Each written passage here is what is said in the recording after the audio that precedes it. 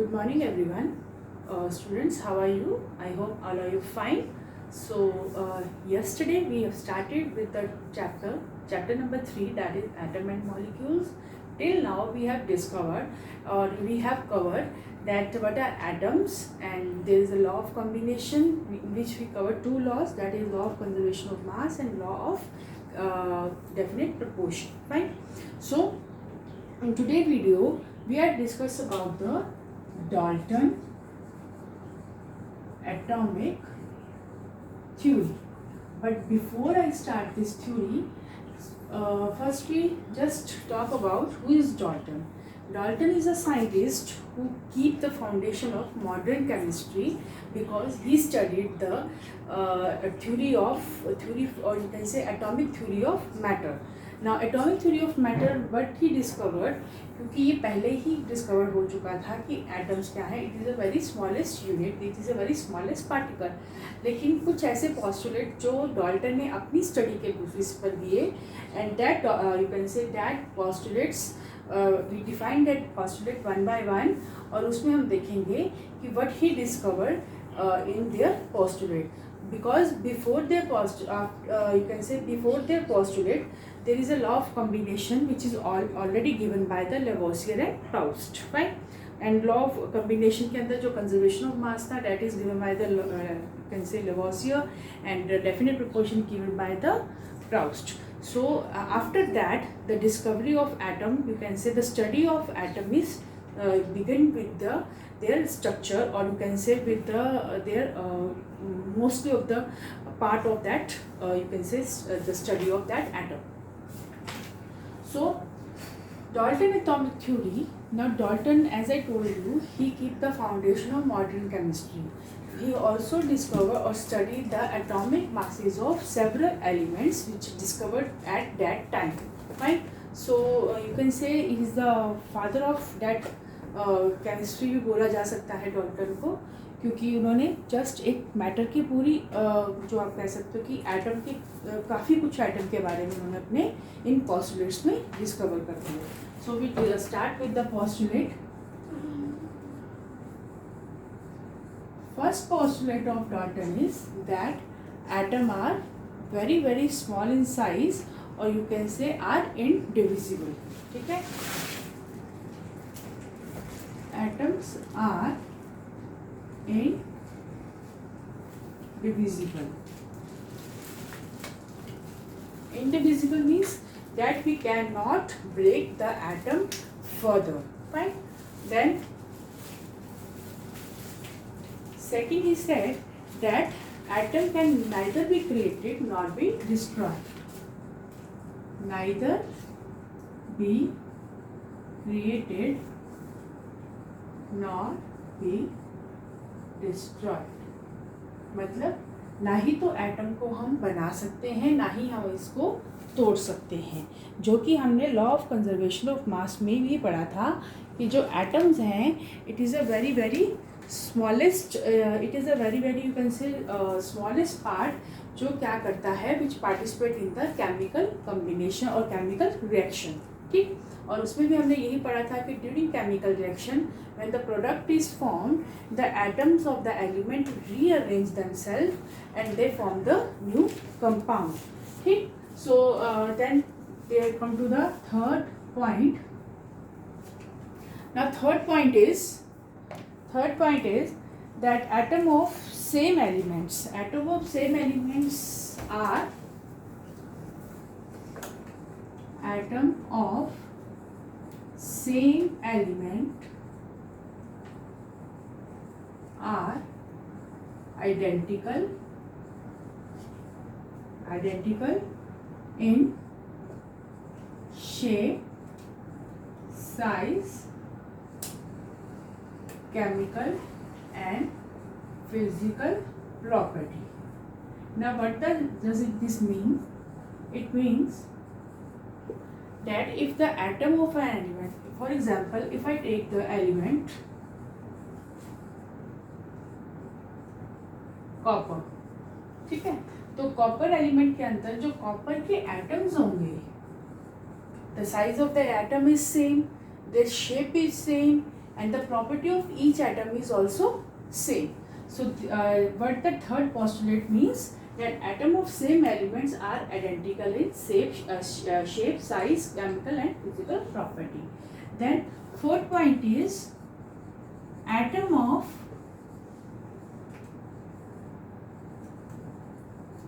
different elements. Then atom of different elements are different in all respects.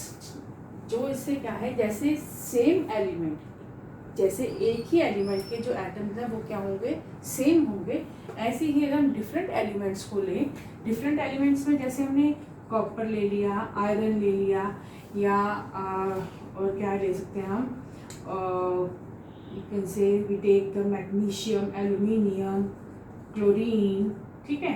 सो ऐसे हम बहुत सारे एलिमेंट्स को ले लें. तो अब ये एलिमेंट्स क्या हैं, तो डिफरेंट एलिमेंट्स के एटम भी क्या होंगे, डिफरेंट होंगे. सो atom of different elements are different in their characteristics, different in their characteristics. अब इसमें कैसे वो चेंज होगा, जैसे जो हमने यहाँ पे फीचर्स की बात करी, shape, size, chemical and physical property, तो डिफरेंट एलिमेंट्स के एटम की भी ये प्रॉपर्टीज़ क्या होंगी, डिफरेंट होंगी. ठीक है. उसके बाद फिफ्थ पोस्टुलेट आता है कि जब भी कोई केमिकल कॉम्बिनेशन होता है, during chemical combination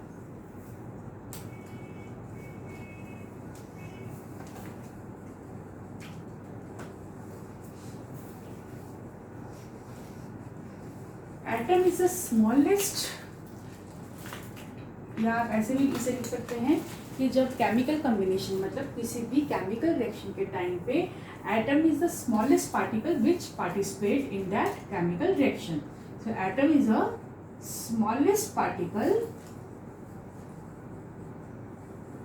which participate in the chemical reaction. अब कोई भी केमिकल रिएक्शन हो रहा है तो एलिमेंट्स के बीच में हो रहा है, तो ऑब्वियस है उस एलिमेंट के, जैसे कि अगर हम कॉपर और ऑक्सीजन को रिएक्ट कर दें, तो कॉपर और ऑक्सीजन को रिएक्ट करने के बाद जो कॉपर के ऑक्साइड बनेंगे, तो इन दोनों एलिमेंट्स के क्या होंगे, जो एटम ही पार्टिसिपेट कर रहे हैं to form this compound. So it means कि जब केमिकल रिएक्शन होता है या केमिकल कॉम्बिनेशन होता है, तो एटम्स क्या करते हैं, स्मॉलेस्ट पार्टिकल जो है atom, it also participate in that chemical reaction. और सिक्स पॉइंट है कि ये क्या करते हैं, अब इसमें क्या है, they do so in simple ratio by mass, जो कि हमने कल भी पढ़ा था in law of definite proportion, कि जब एलिमेंट्स कंबाइन करते हैं to form the particular compound, they do so in their ratio by mass. तो अगर हम यहाँ पे भी रेशियो बाय मास की बात करें, तो इनके मासेस की जो रेशियो है वो फिक्स होगी to form this particular compound. So these are the postulates given by the Dalton, and on the behalf of which you can say so many things we come to know about the atom, right? So postulates के बाद now there are some merits. Merit means कि Dalton atomic theory explain how the Dalton atomic theory explain the law of conservation of mass and law of definite proportion. So merits में हम लिख लेंगे ऐसे, Dalton atomic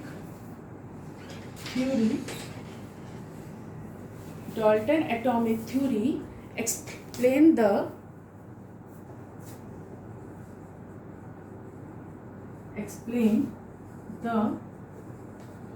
law of chemical combination, या आप बोल सकते हैं conservation of mass, law of conservation of mass and definite proportion. अब law of conservation of mass को कैसे एक्सप्लेन करता है, जैसे हमने इस पोस्टुलेट में पढ़ा कि जब केमिकल कॉम्बिनेशन के टाइम पे एटम्स पार्टिसिपेट करते हैं ठीक है, to form the compound. So Dalton also explain this. You can say जो डाल्टन का ही जो पॉस्टुलेट है उसने भी एक्सप्लेन करा, और law of conservation of mass भी क्या कहता है कि जो मासेस हैं प्रोडक्ट के, it is always equal to the masses of reactant. सो जो यू कैन से अगर आपसे पूछा जाए कि which point of Dalton atomic theory explain the law of conservation of mass, that postulate that during chemical combination the atom of an element combine to form the compounds. ठीक है, और you can say the masses are also fixed, right? Then definite proportion भी कहा, कौन सा Dalton का कौन सा पॉइंट है जो डेफिनेट प्रपोर्शन एक्सप्लेन करता है, वो भी केमिकल रिएक्शन का ही पार्ट है. कि जैसे हमने डेफिनेट प्रपोर्शन में पढ़ा कि हम वाटर को किसी भी सोर्स से ले लें, रेशो क्या रहेगी वाटर की 1:8. ऐसे ही जब भी कोई केमिकल रिएक्शन होता है, एलिमेंट्स जब भी कंबाइन करते हैं टू फॉर्म द कंपाउंड, तो उन एलिमेंट्स की जो रेशो है it always be fixed. Fine. So this is about the merits of Dalton atomic theory. तो डाल्टन एटॉमिक थ्योरी के दो ही मेरिट्स थे, एक तो कंजर्वेशन ऑफ मास से रिलेटेड और दूसरा विद द डेफिनेट प्रपोर्शन.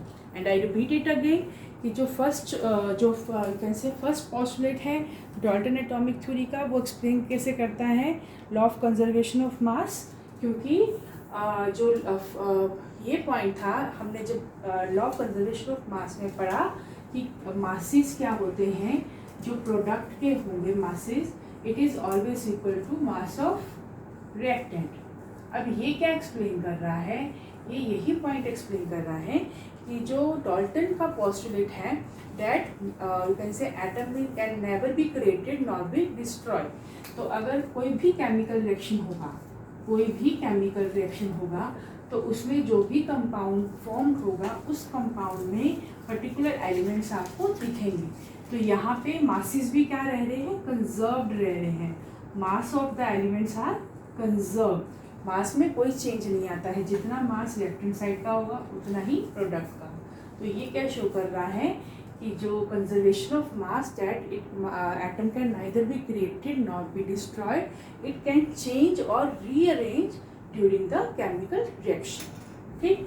और दूसरा जो हमने पढ़ा था डेफिनेट प्रपोर्शन का जो पॉइंट था, जो डाल्टन की एटॉमिक थ्योरी एक्सप्लेन करती है that in all the जो compounds formed होते हैं during their formation they do so in the simple ratio by mass. और यही आपकी डेफिनेट प्रोपोर्शन ने भी यही चीज़ को एक्सप्लेन करा था. तो इस तरह से ये दो हो जाते हैं डाल्टन के merits. Next we come to the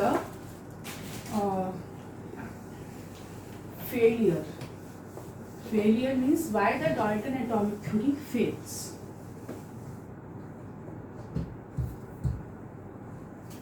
So we can चाहे आप इसको ड्रॉबैक्स कह लो, ड्रॉबैक ऑफ डाल्टन थ्योरी, या इसको आप लिमिटेशन बोल दो, या फेलियर भी इसे बोला जा सकता है. सो फर्स्ट जो ड्रॉबैक है डाल्टन एटॉमिक थ्योरी का, वो ये था कि अकॉर्डिंग टू डाल्टन, अब डाल्टन का जो फर्स्ट पॉस्टुलेट था वो क्या था कि एटम्स क्या होते हैं, एटम्स आर इनडिविजिबल. फाइन. लेकिन जैसे जैसे स्टडी बढ़ती गई एटम की, scientist show their keen interest to this topic, तो उन्होंने क्या डिस्कवर करा that atoms can be divided into electron, proton and neutron. ठीक है. डाल्टन क्या कह रहा था कि एटम को आप फर्दर ब्रेक नहीं कर सकते हैं, लेकिन जो फर्दर स्टडीज ये शो करती हैं कि एक एटम के अंदर आपको इलेक्ट्रॉन भी मिलेगा, प्रोटॉन भी मिलेगा और न्यूट्रॉन भी मिलेगा. ठीक है, लाइक दिस. फाइन. सो वो तो जब हम एटम के स्ट्रक्चर के बारे में पढ़ेंगे तो आपको स्ट्रक्चर के और क्लियर होगा. ये तो जस्ट मैंने आपको बता दिया ऐसे ही. ठीक है. सेकेंड पॉइंट इज, अब और जो ड्रॉबैक के अंदर जो सेकंड पॉइंट आता है वो भी डाल्टन के पोस्टुलेट से ही निकल कर आता है.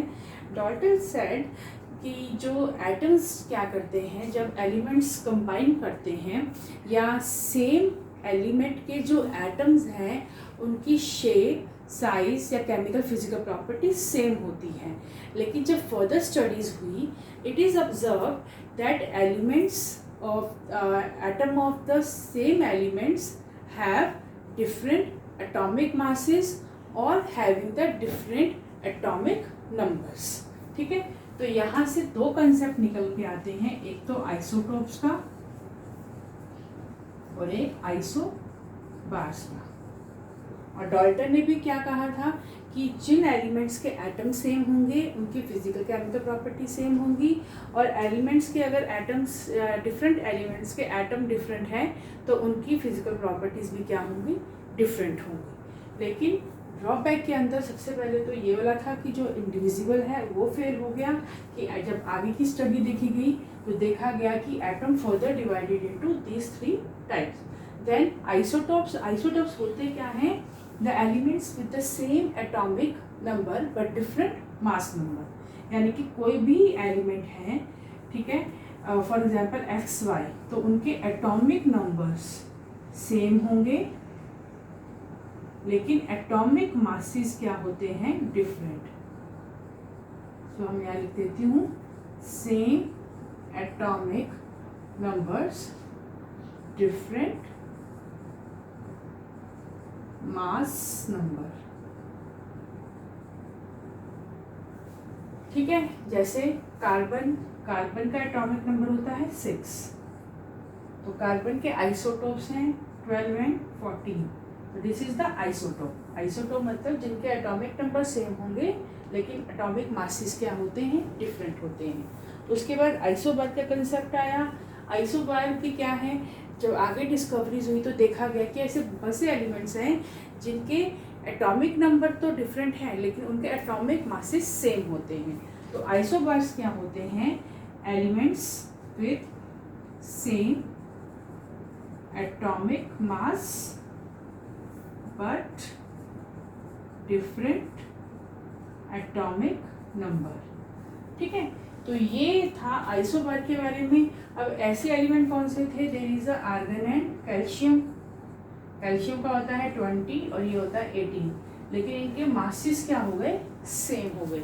तो जब आइसोटोप और आइसोबार का कंसेप्ट आया तो ये आइसोटोप आइसोबार के कंसेप्ट को डॉल्टन अच्छे से एक्सप्लेन नहीं कर पाया, that's why the theory is can say fail.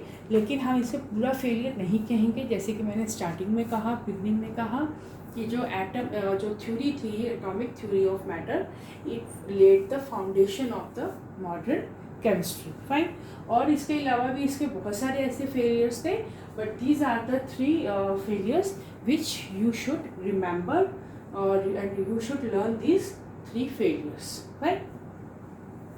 अब ये तो हो गया कि डॉल्टन के क्या पॉस्टुलेट्स रहे, क्या उसके मेरिट्स रहे और क्या उसके डीमेरिट्स रहे। और एक बारी मैं रिवाइज कर देती हूँ कि जो इसके पॉस्टुलेट्स में क्या पॉस्टुलेट थे। पॉस्टुलेट ये थे, पॉस्टुलेट मीन्स कि वो डिस्कवरीज जो इसने एटम से रिलेटेड करी कि एटम्स कैसे होते हैं, एटम्स आर इंडिविजिबल, ठीक है, neither be created nor be destroyed, then same atom of an element have a same properties, different atom of different elements have a different properties, then during chemical combination the elements combine to form the compounds and they do so in their fixed ratio by mass। ठीक, अब इसी से related इसके जो merits आए, जो conservation of mass को भी एक्सप्लेन करता है और डेफिनेट प्रोपोर्शन को भी। तो इसके 2 पॉस्टुलेट्स थे, एक पॉस्टुलेट दैट जो एटम है it can neither be created not be destroy, वो law of conservation of mass को एक्सप्लेन करता है, और सेकंड था कि जो एलिमेंट्स कंबाइन करते हैं they do so in their fixed ratio by mass, जो लॉ ऑफ डेफिनेट प्रोपोर्शन को एक्सप्लेन करता है। Then we come to their drawback. Drawback में ये था कि एटम, इसने कहा डॉल्टन सेट कि एटम आर इंडिविजिबल, लेकिन फर्दर स्टडी से निकल कर आया कि atom is divided into electron, proton and neutron. Then there is a concept of isotope and isobar. Isotopes क्या होते हैं, जिनका एटॉमिक नंबर सेम हो लेकिन मासेस डिफरेंट हो, और आइसोबार्स, आइसो का मतलब क्या होता है, आइसो मीन्स सेम, ठीक है। अब टॉप्स और बार्स, तो इसके बिहाफ पे बार्स कौन से होंगे, जिनके एटॉमिक मासेस सेम होंगे लेकिन एटॉमिक नंबर क्या होंगे, डिफरेंट होंगे। तो ये सारा था डाल्टन एटॉमिक थ्योरी से related, right. So we only do up to this topic, so next topic we covered in our next video. Thank you.